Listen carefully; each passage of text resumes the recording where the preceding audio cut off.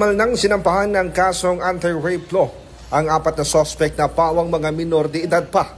Ayon kay Police Captain Ryan Christ Inot ng Iloilo City Police Station 4, dinala ang mga ito sa Bahay Pag-asa. Gabi ng nakarang araw nang mangyari ang krimen sa isang fish pond. Sinubukan pang tumakas ng biktima at agad na nakahingi ng saklolo sa kanilang kapitan.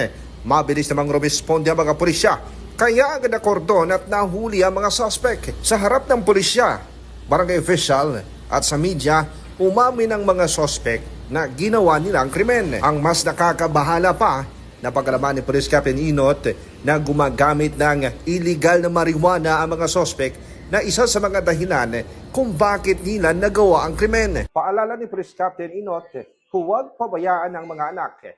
Bantayan ang kanilang kinikilos at huwag itolerate ang mali para hindi masangkot sa krimen.